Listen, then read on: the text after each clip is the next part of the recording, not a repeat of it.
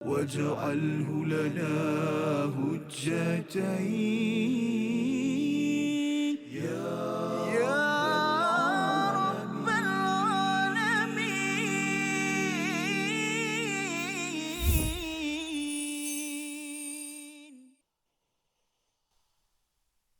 بسم الله الرحمن الرحيم ولقد صدقكم الله وعده إذ تحسونهم بإذنه صدق الله. Assalamualaikum warahmatullahi wabarakatuh. Alhamdulillah wassalatu wassalamu ala Rasulillah wa ala alihi wa man walah. Syada la ilaha illallah, syada Muhammadan abduhu wa rasuluhu. Allahumma salli ala sayidina Muhammad wa ala alihi wa sahbihi ajma'in. Amma ba'du. Apa khabar tuan-tuan dan puan yang dirahmati Allah sekalian? Kita bertemu dalam My Quran Time, Quran Salat Infaq pada hari ini untuk sama-sama kita melihat kepada ayat seterusnya daripada surah Ali Imran, analisis tentang perang Uhud. Bagaimana Allah memberikan panduan, Allah memberikan postmortem kepada apa yang berlaku di dalam perang Uhud yang berlaku pada Syawal 3 Hijrah, dan ianya bukan sekadar untuk para sahabat, bukan sekadar untuk Rasul sallallahu alaihi wasallam, tetapi juga untuk kita yang berada pada waktu ini. Ini adalah prinsip-prinsip sepanjang zaman yang perlu kita pelajari, dan hari ini kita bersama Al-Fadil Ustaz Tirmizi Ali. Apa khabar Ustaz? Baik, alhamdulillah. Safa, apa khabar? Alhamdulillah Ustaz ya. Alhamdulillah, perang Uhud ini satu tajuk-tajuk ataupun ayatnya memang mantap Ustaz ya, yang harapnya ia memberi semangat kepada kita bahawa dalam perjuangan hidup kita ada ujian juga ya. Jangan kita mengharapkan semuanya istilahnya langit cerah selalu kan. Kadang-kadang ada juga hujan di tengah hari ke petang. Boleh Di tengah malam. Jadi alhamdulillah pada tuan-tuan yang berada di rumah, yang berada di studio, ahlan wa sahlan. Mari sama-sama kita mulakan sesi kita dengan doa. Subhanakala ilmalana illa ma 'allamtana innaka antal alimul hakim. Rabbi zidni ilma. Kita saksikan apakah ringkasan bagi satu sahaja ayat yang kita akan baca pada hari ini. Iaitu pada ayat yang ke-152 ini akan menceritakan peristiwa yang berlaku semasa perang Uhud. Pada round pertama, pada pusingan yang pertama, dan bagaimana pula yang berlaku pada pusingan yang kedua. Mari sama-sama kita baca ayat 152 dipimpin Al-Fadhil Ustaz Tirmizi Ali. Silakan. Baik, alhamdulillah. Terima kasih Fadil Ustaz Tuan Fazrul, penonton-penonton, sahabat-sahabat yang dikasihi sekalian. Alhamdulillah, syukur pada Allah Subhanahu Wa Taala, dan tak lupa kita untuk sentiasa berselawat dan salam ke atas junjungan besar Nabi kita Muhammad sallallahu alaihi wasallam. Alhamdulillah, pada hari ini satu ayat saja tapi dekat separuh muka surat juga. Daripada satu ayat, daripada ayat 152. Tersilap tengok ayat 154, separuh. Belum lagi. Hari ini 152 sebagaimana mukadimah yang telah dibacakan potongan bahagian yang awal tadi. Maka insya-Allah mudah-mudahan sahabat-sahabat terus diperkuatkan lagi, terus mendapat sumber motivasi kekuatan daripada Al-Quran. Biarlah hidup kita ini sentiasa bergantung dengan Al-Quran, wahyu, panduan daripada Allah Subhanahu Wa Taala yang menciptakan kita daripada tidak ada kepada adalah kita wujud di muka bumi ini, dan kita akan dikembalikan kepada Allah Subhanahu Wa Taala, akan dibalas menurut apa yang telah kita kerjakan. Mudah-mudahan kita sentiasa membuat kebaikan dan Allah Taala ampunkan dosa-dosa kita, terima taubat kita semua insya-Allah. Baik, 152 daripada surah Ali Imran, juzuk yang keempat, muka surat 69. Sama kita hayati. Auzubillahi وَلَقَدْ صَدَقَكُمُ اللَّهُ وَعْدَهُ إِذْ تَحُسُّونَهُم بِإِذْنِهِ حَتَّى إِذَا فَشِلْتُمْ وَتَنَازَعْتُمْ فِي الْأَمْرِ وَعَصَيْتُمْ مِنْ بَعْدِ مَا أَرَاكُمْ مَا تُحِبُّونَ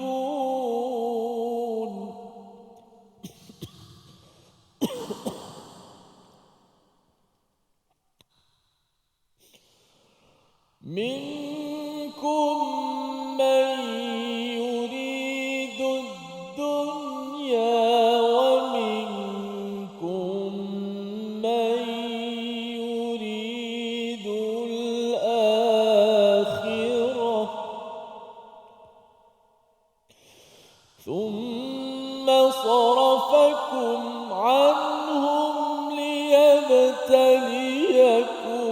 ولقد عفا عنكم والله ذو فضل على المؤمنين. صدق الله.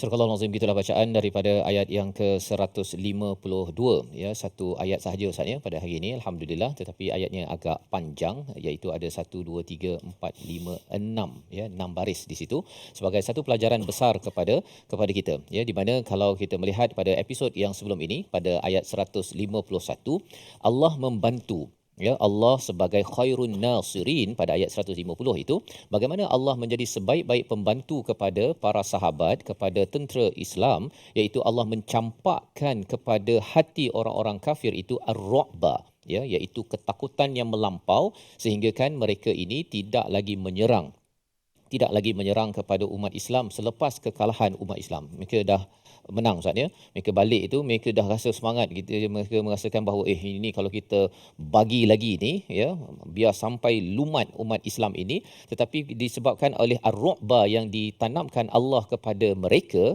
Sebab apa? Bukan kerana Allah kerana orang Islam, tetapi kerana bima asyraku, ya. Kadang-kadang ada orang kata bahawa kita ni orang Islam mesti Allah bantu. Sebenarnya Allah tak akan bantu orang Islam kecuali orang Islam ini ada dua syarat Ustaz ya.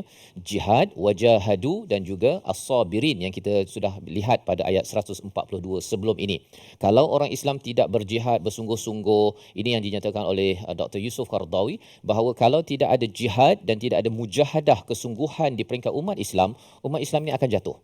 Ya, itu yang berlaku, kita sudah pun sekitar berapa 100 tahun Ustaz ya, selepas kejatuhan umat Islam 1924 Turki Osmaniyah tersebut, dan sekarang ini kita sudah pun hampir 100 tahun kerana hilangnya jihad dan juga mujahadah, ya, ijtihad, jihad dan mujahadah. Dan kalau kita kuatkan kesungguhan itu dan kita sabar, maka itu akan mengundang kepada bantuan daripada Allah Subhanahu Wa Taala.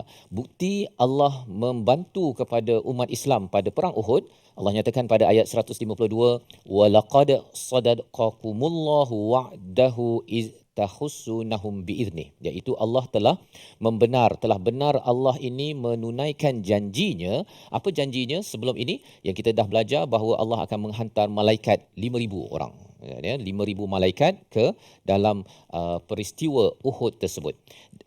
Tahussunahum biizni, iaitu ketika kamu membunuh mereka dengan izinnya, dengan izin Allah Subhanahu Wa Taala. Pada pusingan yang pertama, tentera Uhud menang Ustaz. Ya, walaupun sekitar 700 orang nak lawan 3,000 tentera musyrik pada waktu itu, mereka menang. Ya, mereka dapat membunuh kepada ramai orang di peringkat tentera musyrik tersebut. Jadi ini round pertama. Kalau kita tengok bagaimana sebenarnya Rasulullah sebagai panglima perang memberitahu ada kumpulan yang berjuang dan ada kumpulan yang berada di atas bukit Jabal Rumman, ya, menjaga. Dan Abdullah ataupun salah seorang sahabat, iaitu Abdullah bin Jubair, menyatakan bahawa kalaupun kami ini terbunuh di bawah, dia dah beritahu kepada orang di atas, jangan lagi, ya, jangan lari, kerana perintah daripada Nabi ialah untuk berada di atas stesen yang berada di atas Jabal Rumman, tempat memanah tersebut. Kerana apa? Kerana walaupun ada tentera Islam yang sudah pergi, ya, telah wafat, ini adalah pertahanan yang paling mantap akhir yang perlu diberi perhatian. Jadi apa yang berlaku? Pada pusingan pertama okey, tetapi bila hatta idza fashiltum, apabila sampai satu masa kamu menjadi lemah. Fashala ini maksudnya menjadi lemah, wa tanaza'tum fil amr, iaitu kamu ini tanaza' ini berselisih Ustaz. Dia bangkit, seorang dia tanaza' ni dia tarik menarik. Ya, kalau ada dua kumpulan, dia seorang tarik ke sini, seorang tarik ke sini. Seorang cakap bahawa kita dah menang dan kita dah boleh dah ambil harta ghanimah.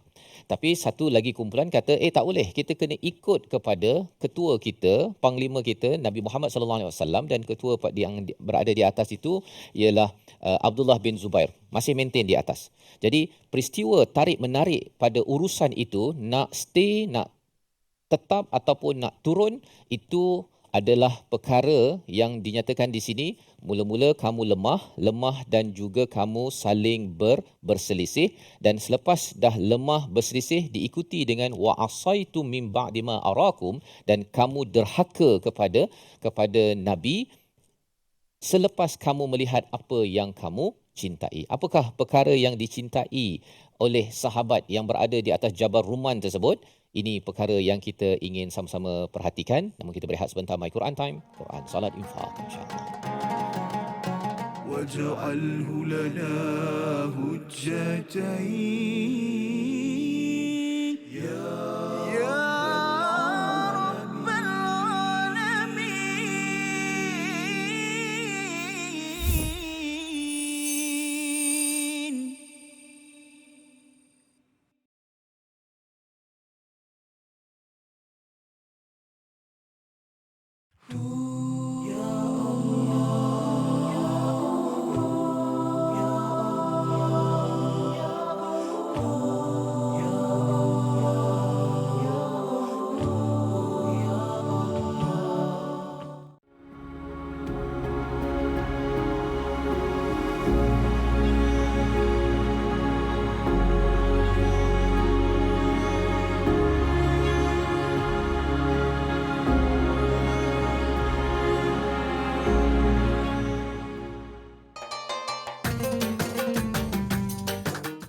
اقرأ باسم ربك الذي خلق. Hayati isi kandungan Al-Quran dalam My Quran Time. Setiap hari jam 12 tengah hari di TV9 dan saluran Astro 149. Quran, Salat, Infaq.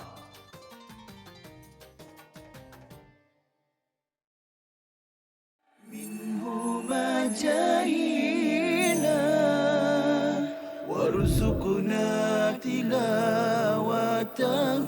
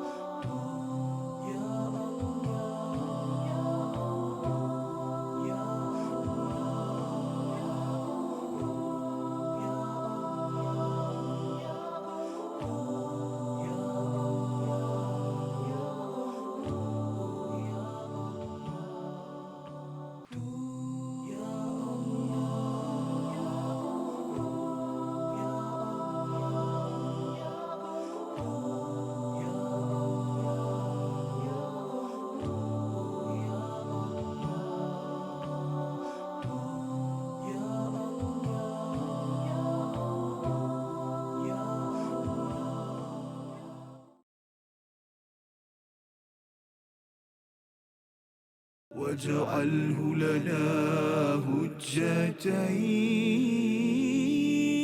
يا رب العالمين.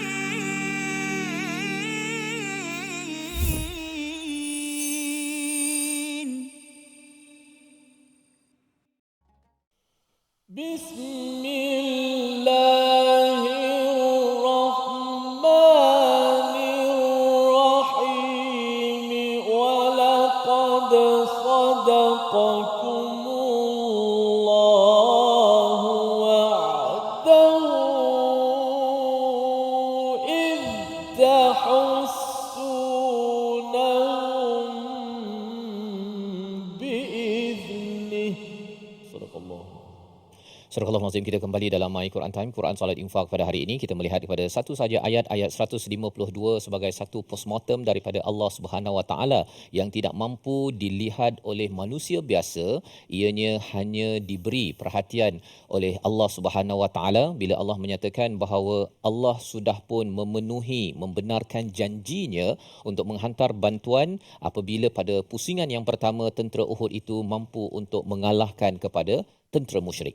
Tetapi apa yang berlaku, ada tiga perkara yang dinyatakan pada pertengahan tadi Ustaz ya, iaitu fashiltum wa tanaza'tum fil amr wa asaitum min ba'di ma arakum ma tuhibbun. Yang pertama, kamu lemah. Apa maksud fashiltum ini? Lemah, lesu, Ustaz ya. Pasal bila dia dah berjuang itu, tiba-tiba di tengah tu dia rasa macam bosan, lesu, apatah lagi dia tengok sesuatu yang dia cintai di bawah sana, ya. Itu perkara yang ketiga. Tapi asalnya itu adalah lesu, ya, ataupun lemah. Dalam kehidupan kita seharian biasanya kalau kita ada kerja, saatnya kita ada tanggungjawab dalam hidup ni, bila kita dah lama sangat tu dia ada masa lesu.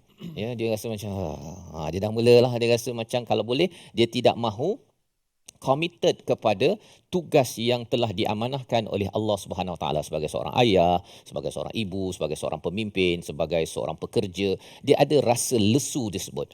Tetapi lesu tersebut bukan sekadar lesu, ia diikuti dengan watanaza'tum fil amr, iaitu berselisih. Ya, mula bergaduh, berpendapat berbeza, tidak mengikut kepada kata ketua, ya. Dalam tentera Uhud ini ialah Nabi Muhammad sallallahu alaihi wasallam. Mereka kata bahawa Nabi kata kalau kita ni dah menang, dah okey. Mereka interpret cakap ketua itu dengan cara yang berbeza, padahal dah jelas walaupun ada sahabat yang wafat syahid, mereka tidak boleh berganjak daripada stesen yang berada di atas Jabal Ruman tersebut, kerana itu adalah tempat yang amat strategik untuk mengalahkan musuh. Jadi bila sesuatu arahan itu diperdebatkan, ditarik istilahnya watanaza'tum, seorang kata ikut cakap ketua sebiji, ada yang kata tak, kita ni dah menang. Dia pandai nak pusing kata ketua tersebut, maka itu membawa bila dah bergaduh tu satu hal, tapi yang ketiganya wa asaitum, iaitu mereka bermaksiat. Maksudnya asa ini maksudnya derhaka, tapi daripada perkataan ini juga perkataan maksiat. Jadi bila dalam satu organisasi ketua cakap sesuatu, dalam keluarga ada perbincangan yang ada, kalau ianya tidak bersalahan dengan syarak, bila ianya diderhakai, itu maksiat, Ustaz. Jadi ketika sahabat berperang ini pun mereka digelar sebagai bermaksiat kepada Allah Subhanahu Wa Taala, dan ini perkataan yang amat besar sebenarnya. Apakah maksiat yang mereka buat? Iaitu mereka pergi turun daripada stesen yang ada tersebut. Mari sama-sama kita baca ayat 152 ini untuk kita memahami dosa maksiat itu bukan sekadar kalau katakan tak sembahyang, mencuri, Ustaz ya, tapi apabila dalam satu organisasi ada ketua memberi arahan dan arahan itu tidak bertentangan dengan syarak, maka tidak mematuhi ketua adalah sebagai satu maksiat besar, dan dalam perang ini dosa besar yang boleh membawa kepada kemurkaan Allah Subhanahu Wa Taala. Ayat 152 kita baca bersama Al-Fadhil Ustaz Tirmizi. Baik, sahabat-sahabat sekalian, jom sama-sama kita dengar dan hayati bacaan sekali lagi daripada ayat 152. Auzubillahi minasyaitonir rajim. وَلَقَدْ صَدَقَكُمُ اللَّهُ وَعْدَهُ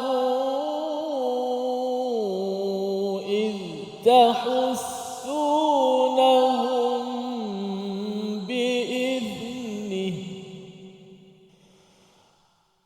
حتى إذا فشلتم وتنازعتم في الأمر وعصيتم من بعد ما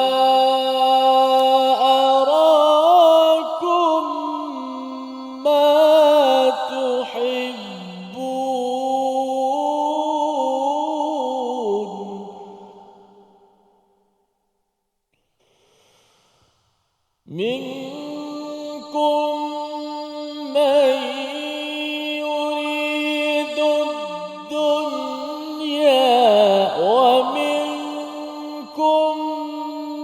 من يريد الآخرة ثم صرفكم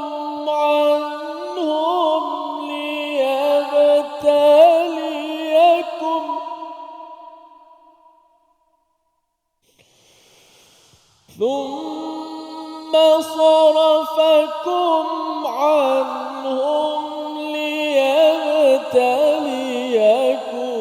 ولقد عفا عنكم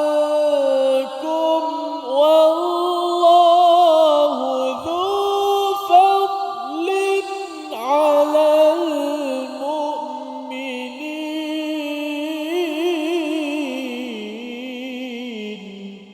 Sadaqallah.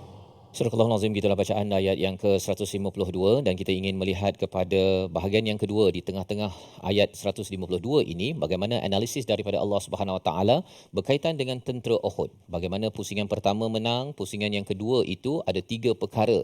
Dalam hidup kita ini jangan kita rasa lesu saatnya. Kalau lesu, lemah itu satu, tetapi jangan pula membawa kepada satu pertikaian kepada apakah tindakan yang perlu diambil. Wa tanaza'tum fil amr.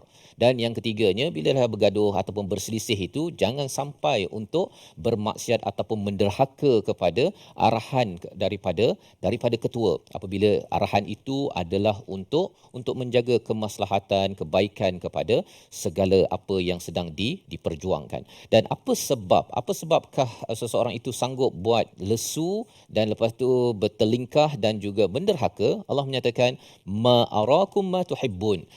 Atas sebab apa yang kamu lihat, apa yang kamu cintai. Ada 2 ma kat sini Ustaz ya. Ma arakum ma tuhibbun. Mengapa perlu diberi perhatian pada 2 ma ini? Kerana bercakap tentang ma tuhibbun, sahabat ini memang mencintai Allah dan Rasul, ya, tidak dapat dinafikan. Tetapi bila digunakan perkataan arakum itu tandanya ialah apa yang dilihat di depan mata Ustaz.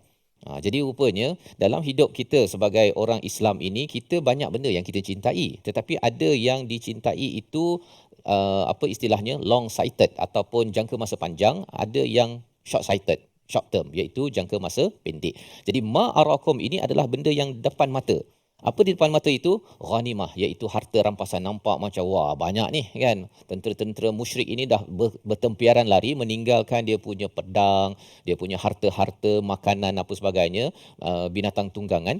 Maka di sinilah yang menyebabkan mereka dikecam maksudnya para sahabat yang turun itu, mereka diberitahu bahawa sebenarnya mengapa mereka sanggup untuk lemah lesu dan lepas tu bertelingkah dan sanggup menderhaka kepada Rasul yang mereka cintai, kerana ada short term, ya, sesuatu yang berada di depan mata yang lebih dicintai daripada Allah dan Rasul.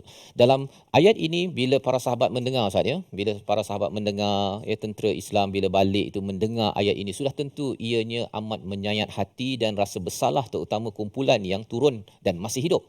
Maka di sini Allah menyatakan sebagai satu pujukan, Allah tak nak malukan siapa-siapa, tak ada pula nak pergi blame, ya, nak pergi cari salah. Kau lah punya pasal, ini kau punya pasal. Allah cakap apa? Minkum man yuridud dunya wa minkum man yuridul akhirah. Subhanallah, ya. Ini memang betapa latif, betapa lembutnya Allah dalam mendidik kepada kita semua, ya, kepada para sahabat. Kalau tidak, Allah boleh cakap saja bahawa ini geng yang nak dunia, kamu ni memang mata duitan, kan. Kalau katakan di pejabat kan, kamu ni memang mata duitan, itu sebabnya kamu tak buat kerja, pemalas, pasal malam kamu buat extra work apa sebagainya, nak gaji dekat sini penuh tapi tak committed. Boleh je bos cakap gitu. Tapi di sini Allah menyatakan apa? Sebahagian daripada kamu inginkan dunia, sebahagian daripada kamu inginkan akhirat. Jadi para sahabat pun tak boleh cakap engkau ni nak dunia ni, engkau ni nak akhirat ni, tak ada, ya. Allah beritahu memang ada yang nak dunia, ya, tetapi sebahagiannya nakkan akhirat. Bagi siapa yang mendengar, yang dah bersalah tadi itu, bila turun itu, dia ada peluang lah Ustaz. Di sebalik man yuridul akhirah tu, dia boleh berselindung, ya Allah, aku bertaubat, ya Allah, sebenarnya aku memang bersalah pun, ya, pergi turun tidak ikut cakap Nabi, aku lebih mencintai kepada short term, ya, perkara yang di depan mata berbanding dengan Allah dan Rasul, itu lebih patut saya hargai dan saya cintai. Membawa kepada perkataan pilihan kita pada hari ini, kita saksikan, iaitu perkataan thumma sarafakum anhum. Ya, perkataan yang kita ingin fokuskan adalah sarafa, yang bermaksud memalingkan ataupun menjauhkan. 30 kali disebut di dalam Al-Quran, dalam surah At-Taubah, dalam surah Yusuf, dalam surah Ghafir, yang akan kita bincangkan pada bahagian yang seterusnya. Bagaimana dalam hakikat mereka itu derhaka kepada Nabi SAW, kepada ketua panglima perang pada waktu itu. Allah masih lagi ingin menolong kepada orang yang beriman. Orang beriman bukannya semuanya sempurna, Allah masih lagi akan membantu. Syaratnya sentiasa sedar bahawa kita kena kembali bertaubat dan membaiki prestasi kita pada masa akan datang. Kita berehat sebentar dahulu. Kita kembali semula dalam My Quran Time, Quran, Salat, Infaq. واجعله لنا هجتين يا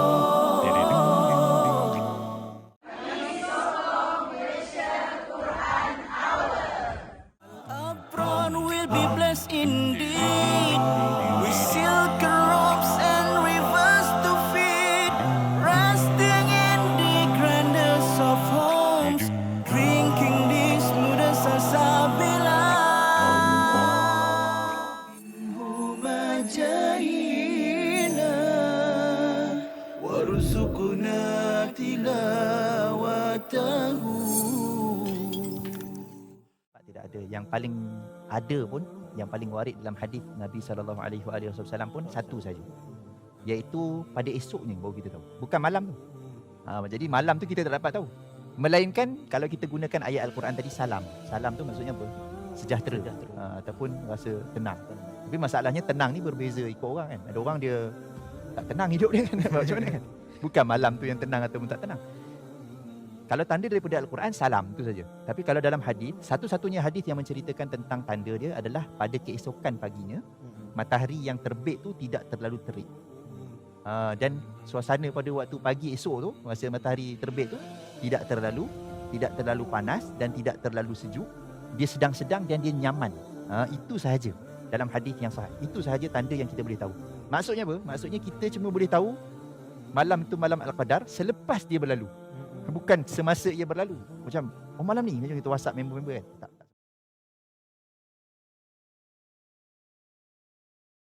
واجعله لنا هجتين يا رب العالمين.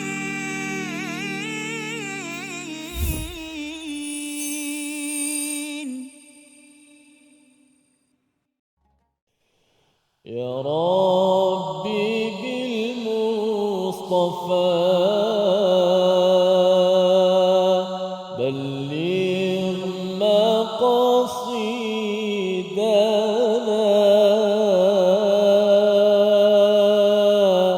واغفر لنا ما مضى يا واسع الكرم يا واسع الكرم يا واسع الكرم. Alhamdulillah, terima kasih pada semua sahabat-sahabat, para penonton yang dimudiman terus setia dalam My Quran Time, Quran Salat dan Infak. Alhamdulillah, hari ini satu ayat saja, tapi ada beberapa baris, lebih kurang dalam 5 baris setengah begitu. Sama-sama kita belajar pada hari ini dan insya-Allah kita berehat seketika, bukan berehat iklan, kita berehat untuk tajwid sekejap. Untuk sama-sama kita latihkan suara kita dalam sebutan huruf-huruf Al-Quran. Bagaimana intonasi suara perlu untuk dipertingkatkan dalam kita nak menjelaskan huruf-huruf Al-Quran. Baik, kita lihat dahulu apakah ulang kaji tajwid kita pada hari ini. Menzahirkan sebutan pada potongan ayat berikut. Kita nak ambil, nak fokus pada ayat yang atas tu. Walaqad sadaqakumullahu wa'adahu iz tahussunahum biiznih, sampai biiznih tu. Okey, ada beberapa perkara. Mungkin dalam kalau kita fokus 1-2 hukum saja, mungkin setempat saja. Tapi dalam ayat ini saya kira ada beberapa perkataan-perkataan penting. Bila kita belajar perkataan-perkataan ini, sebenarnya dia perkataan-perkataan yang berulang, yang kita kata agak sukar sedikit. Okey, tetapi bila kita dah biasa sebut yang huruf-huruf yang sukar ini, maka memudahkan kita. Kerana huruf itu bila kita sebut dalam struktur ataupun perkataan-perkataan yang berbeza, kan? Contoh kita nak sebut hamzah a, i, u, nampak mudah. Kita matikan hamzah a umpamanya, matikan dengan huruf ba umpamanya, ta. Tapi bila bertemu huruf ain, dah mula lain dah bunyi. Tak konsisten. Sedangkan kita nak bagi huruf tu dia masih lagi stabil, konsisten sebut. Kerana bertukar huruf, jiran dah selepasnya ada memberi pengaruh kepada sebutan. Maka kita pilih perkataan-perkataan yang memang menjadi satu kesalahan yang berlaku bukan sekadar di kalangan masyarakat kita, bahkan di kalangan orang-orang Arab sendiri pun itu juga banyak berlaku kesalahan itu. Maka sudah pastilah kita nak belajar apakah kesalahan itu supaya kita dapat perbetulkan. Baik. Walaqad sadaqakumullah. Kat situ dulu. Walaqad sadaqakumullah. Walaqad sadaqakumullah. Dal itu dimatikan dan kita baca dal yang dimatikan, dan dal bila mati qalqalah lah, ada qalqalah. Okey, dan dijelaskan qalqalah itulah. Maksudnya bacaan ni bacaan secara izhar. Sebab tu disebut sebagai menzahirkan, izharkan dal mati. Walaqad sadaqakumullah. Sebut 1 2 mula. Walaqad sadaqakumullah. Walaqad sadaqakumullahu wa'dah.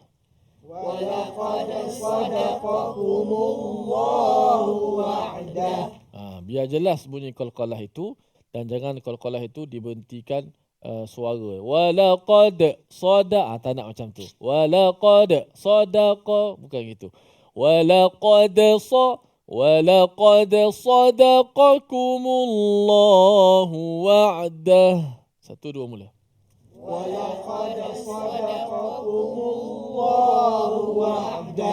Tu yang pertama. Dijelaskan, tak boleh baca walaqad kerana ada kiraat yang membaca secara idgham. Dal tu masuk dalam sa. Walaqas sadaqa. Kita baca yang asal. Asal apa? Kena izhar. Asal satu perkara di izhar. Memang asal tu dal tu mati, dan kita bacaan imam kita baca asal yang asal. Walaqad, dal tu dimatikan. Namun ada kiraat lain, kalau kita dengar walaqas sada, dia masuk terus. Dal masuk dalam sa terus. Tu mudah bagi dia lah. Okey. Kemudian sadaqakumullah. Okey, perkataan sadaqakumullah. Okey, ada huruf tebal sa, di tengahnya nipis da. Kemudian kembali tebal qa. Kemudian qaf itu ada kaf bagi depan pula, dekat-dekat dengan qaf. Kaf dengan qaf tu dekat. Walaqad sadaqakumullahu wa'dah. Walaqad sadaqakumullahu wa'dah. Okey, jangan nipiskan. Walaqad sada, sebut sada pula. Dan bila sebut sada, qaf jadi kaf. Walaqad sadakaku, sadaka pula. Jangan menipiskan huruf sa dan qaf. Nipis saja sa dan qaf, automatik sa jadi sin, sa. Qaf jadi kaf. Ataupun jangan dal itu ditebal. Walaqad sadaqa pula. Dal pula ditebalkan pula. Okey, sekali lagi latihan. Walaqad sadaqakumullahu wa'dah. Walaqad sadaqakumullahu wa'dah. Walaqad sadaqakumullahu wa'dah. Walaqad sadaqakumullahu wa'dah. Tekan sikit suara pada apa? Pada waw, wa'dah, supaya selepas kita menyebut hu tu, sadaqakumullahu wah, jadi bercampur-campur waw dengan ain. Sedangkan waw baris atas dahulu, huwa'dah, jadi huwa, jadi ain masuk awal sangat, waw tenggelam. Sebab tadi kita nak sebut waw mudah je, semua orang boleh sebut wa. Tapi bila dia dah bercampur-campur dengan huruf itu, huruf ini, maka kadang-kadang kesan itu sehingga kita terpengaruh, sehingga bunyi huruf selepasnya pula itu tidak, kurang tepat lah. Okay? Jadi itu penting intonasi suara. Bukan kita nak kuatkan suara itu semata-mata kerana dia punya iram, tak. Tapi kerana kita nak menjelaskan huruf. Bila huruf itu jelas, perkataan itu tertegak. Bila perkataan itu tegak, maknanya pun dizahirkan, dijelaskan. Orang yang tadabbur sukalah kan, yang melihat dari sudut maknanya dah, nampak makna ni, jelas. Kalau tidak, tenggelam macam tu je. Walaqad sadaqakumullahu wa'dah. Walaqad sadaqakumullahu wa'dah. Barulah waw itu nampak jelas, wa dengan ain. Sebab kita dah sebut hu kan sebelum tu, sebelum waw tu ada hu bagi depan. Jadi bila kita nak buka mulut, kadang-kadang waw itu tidak kesampaian pula sebab ada ain lepas tu. Walaqad sadaqakumullahu wa'dah. Walaqad sadaqakumullahu wa'dah. إذ تحسونهم بإذنه.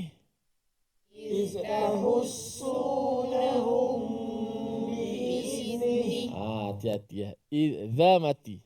Jangan bunyikan sin. Kalau lebih angin sikit jadi sin lah. Za dia tak ada angin. Huruf yang berangin dalam Quran yang ada angin. Fahathahu syakhsun sakat. Fahathahu. Ha pedas. Hu ha. Syakhsun shin kha sad. Sakat sin kafta. Zal tak ada.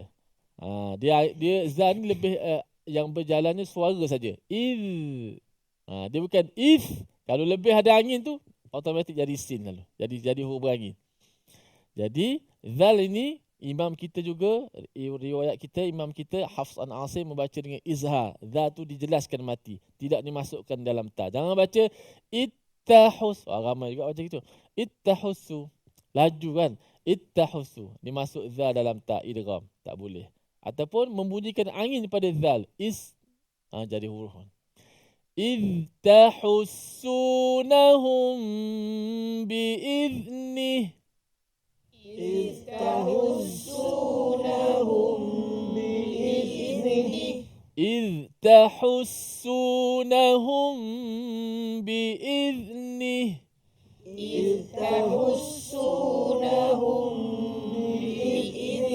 ولقد صدقكم الله وعده إذ تحسونهم بإذنه. ولقد صدقكم الله وعده إذ تحسونهم بإذنه. ولقد صدقكم الله وعده. لقد صدقكم الله وعده إذ تحسونهم بإذنه. إذ تحسونهم بإذنه. Okey, sekali lagi kita baca tanpa melihat mushaf, dan huruf-huruf tu memang agak sukar sedikit ya. Agak sukar dia bercampur-campur huruf yang kita kena baca secara mati, izhar nak jelaskan kerana bertemu dengan huruf yang dekat-dekat. Seperti zal mati bertemu dengan ta. Zal dengan ta kan dekat-dekat hujung lidah belaka kan. Jadi kita kemaskan. وَلَقَدْ صَدَقَكُمُ اللَّهُ وَعْدَهُ إِذْ تَحُسُّونَهُم بِإِذْنِهِ. ولقد صدقكم الله وعده إذ تحسونهم بإذنه. Allahu Akbar. Bagus itulah sedikit sebanyak ulang kaji kita dalam sebutan perkataan daripada ayat 152 ni. Jangan ke mana-mana, berehat seketika. Kembali selepas ini dalam My Quran Time. واجعله لنا هجتين يا رب العالمين.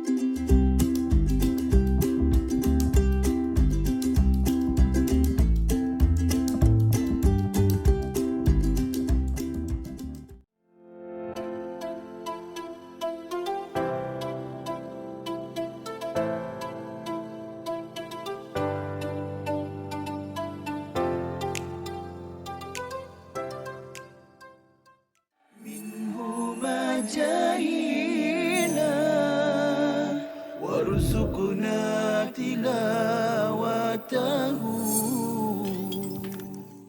Mereka yang ni yang kita kena tanamkan dalam keluarga kita juga. Ingat tak hadis yang Rasulullah sebutkan, rahimallahu rajulan, Rasulullah kata Allah Ta'ala merahmati seorang lelaki, yaqumul lail, dia mendirikan malam, kemudian dia mengejut isteri dia. Kalau isteri dia susah nak bangun, dalam hadis tu menyebut dajjah, maknanya dia percikkan sikit air, dia manja-manja pada isteri dia supaya bangun malam. Macam tu. Kalau ayah saya tak, dia simbah air tu. Itu Satu bakul. Itu maknanya itu dah pukul 6.30. 6.30 simbah air terus. simbah air terus. Kalau qiyamul lail tu maknanya mungkin boleh genjis-genjis lagi. Mudah-mudahan bangunlah. Maknanya sebab apa? Rasulullah mendoakan rahmat Allah. Rasulullah kata rahimallahu rajulan, Allah Taala merahmati lelaki yang bangun qiyamul lail, dia kejut pula isteri dia kejut pula anak dia. Sebab itulah kita perhatikan bagaimana Saidina Umar, Saidina Abu Hurairah, orang yang tidur di rumah mereka dapat perhatikan mereka inilah sahabat yang mendirikan malam, kemudian dia kejut ahli keluarganya, kekuatan mereka.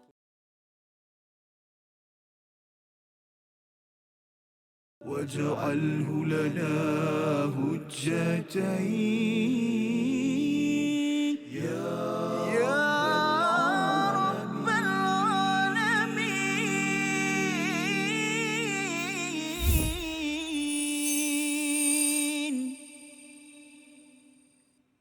Kembali kita dalam My Quran Time, Quran Salat Infak pada hari ini. Alhamdulillah kita membaca ayat 152 sebagai satu ayat yang diturunkan Allah Subhanahu Wa Taala kepada para sahabat apabila mereka selepas peristiwa Uhud itu mereka bertanya kepada Rasul sallallahu alaihi wasallam apa sebab Allah memberikan kekalahan kepada tentera umat Islam. Maka turun ayat ini untuk menjelaskan rupa-rupanya pusingan pertama Allah membenarkan janji Allah Subhanahu Wa Taala, tetapi pada round yang kedua itu bantuan ditarik, Ustaz.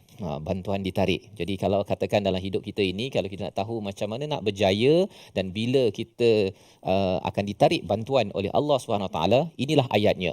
Bagi ketua-ketua di organisasi, dalam bisnes, dalam NGO, kalau nak tahu rahsianya, ayat 152 ini sebagai satu peluang besar yang diturunkan pada para sahabat dan sudah tentunya ia juga hadiah hidayah untuk kita bersama. Mari sama-sama kita baca ayat 152 sekali lagi dan kita akan melihat pada bahagian hujung mengapa Allah menguji dan Allah menarik bantuan kepada umat Islam pada waktu 3 Hijrah dan juga kepada kita kalau katakan seseorang itu terlibat dengan aktiviti pada ayat 152 ini. Kita baca bersama Ustaz Tir. وَلَقَدْ صَدَقَكُمُ اللَّهُ وَعْدَهُ إِذْ تَحُسُّونَهُم بِإِذْنِهِ حَتَّى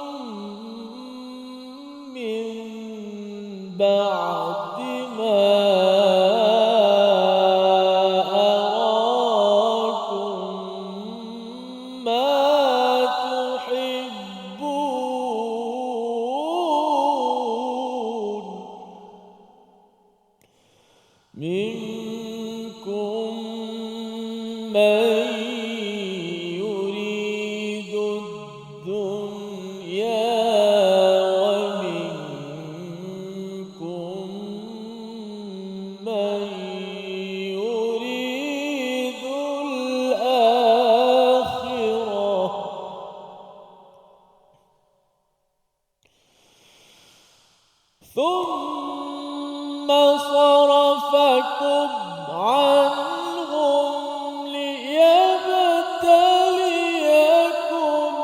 ولقد عفا عنكم والله ذو فضل على المؤمنين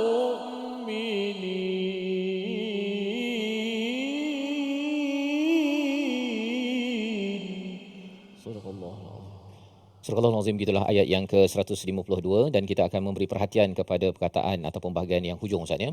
Thumma sarafakum anhum. Ya, apa maksudnya?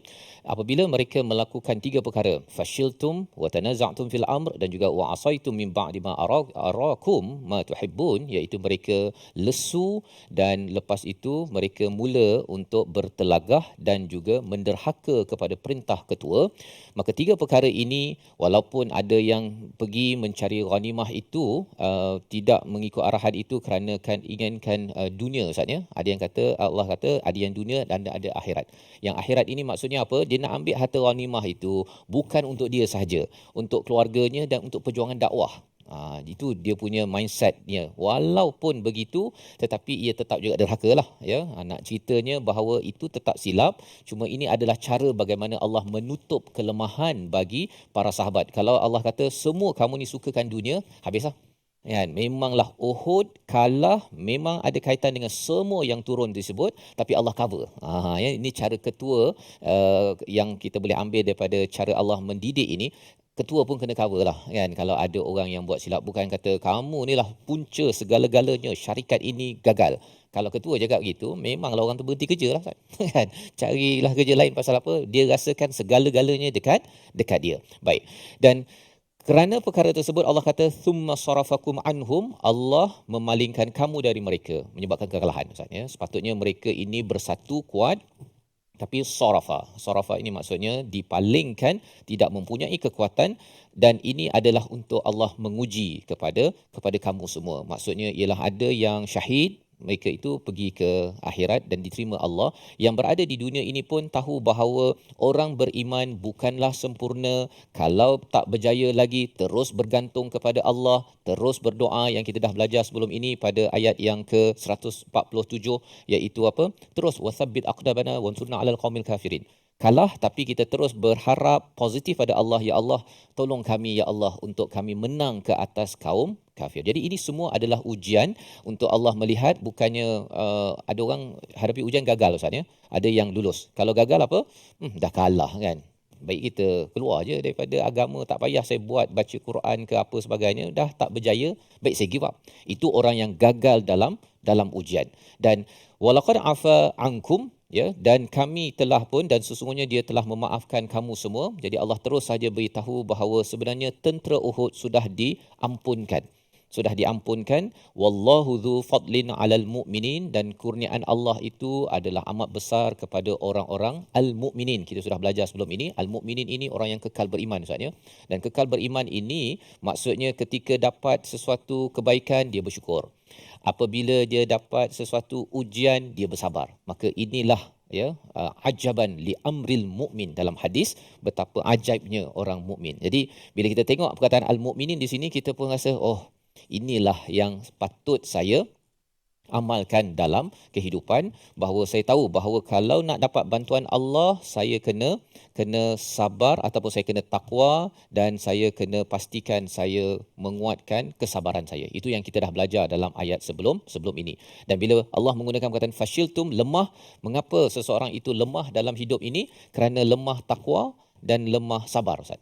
Lemah takwa dengan lemah sabar itu menyebabkan lemah itu dia mula bertelagah dan mula untuk menderhaka lagi buat perkara-perkara yang tidak patut sebagai seorang individu. Dan Imam Qurtubi menyatakan satu poin penting Ustaz ya. Bila melihat kepada ayat ini, sahabat diminta untuk duduk dekat stesen kan, walaupun nampak macam dah menang. Pasal sebenarnya kemenangan dalam hidup ini bukanlah dengan tengok banyak untung kan, ataupun kalau tentera ini orang dah berlari bertempiaran, kita dah menang ni. Menang sebenar-benarnya dalam Islam ini ialah kalau kita ada tugas Ustaznya, kita jaga tugas kita. Itu dah menang. Kalau katakan ayah terus jaga tugas ayah, ibu jaga tugas ibu, ketua jaga ketua, staff jaga bahagian apa? Bahagian kamera ke, bahagian cuci lantai ke, dia jaga tugas dia itu namanya kemenangan. Yang tak berapa menangnya itu ialah bila rasa macam dah untung, syarikat dah untung Ustaz ya. Saya tak nak cuci lantai lah, saya nak jadi CEO. Kan contohnya. Ataupun saya tak nak buat kerja lah. Bila mula sahaja tidak mahu buat kerja dan nak mengejar kepada perkara lain, bukan tugas, maka bermulalah kejatuhan, dan itu yang dikongsikan oleh Imam Qurtubi berkaitan dengan ayat 152 ini. Membawa kepada resolusi kita pada hari ini, kita saksikan. Iaitu yang pertama ialah tidak berselisih pendapat hingga menimbulkan perpecahan dan juga penderhakaan kepada ketua sesuatu organisasi. Yang pertama. Yang kedua, setia tidak meninggalkan kumpulan dan taat pada arahan pemimpin, kerana ini adalah pengurusan ego yang penting dalam kehidupan kita. Dan yang ketiga, hindari maksiat yang menjauhkan keberkatan dan maksiat dalam satu organisasi bila ada arahan daripada ketua yang telah pun dimesyuaratkan, ianya tidak diikuti kerana melayan ego ataupun cinta kepada perkara yang bersifat short term ataupun jangka masa pendek. Kita doa pada Allah SWT, kita diberikan hidayah panduan dalam menguruskan organisasi kita bersama. Ustaz Tirmizi. Bismillahirrahmanirrahim. Alhamdulillahirabbil alamin wassalatu wassalamu ala asyrafil mursalin. Ya Allah Tuhan kami, kurniakanlah kesabaran kepada kami dalam kehidupan ini. Ya Allah, tetapkanlah pendirian kami. Ya Allah, bila kekuatan kepada kami untuk kami teruskan perjuangan ini. Ya Allah, bila kekuatan kepada kami untuk terus kami lakukan kebaikan. Ya Allah, dan bila kekuatan kepada kami untuk kami tinggalkan akan kemungkaran. Ya Allah, kurniakanlah kebaikan kepada kami dunia dan akhirat. Ya Allah, wa sallallahu wasallam wa baraka ala Muhammad walhamdulillahi rabbil alamin. Amin amin ya rabbal alamin. Moga-moga Allah mengabulkan doa kita pada hari ini dengan satu ayat yang kita baca pada hari ini yang membuka lembaran baru harapnya kepada setiap keluarga dan setiap organisasi, dan inilah nilai yang ingin kita bawakan dalam platform Tabung Gerakan Al-Quran.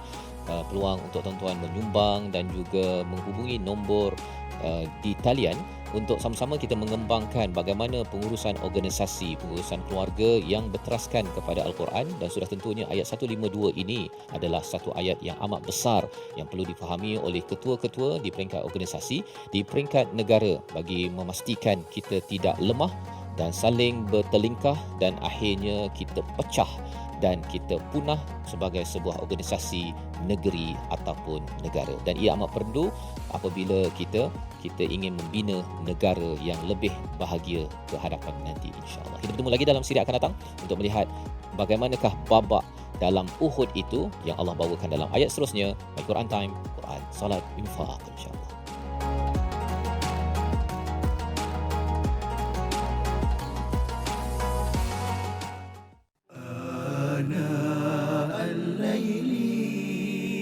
وأطراف النهار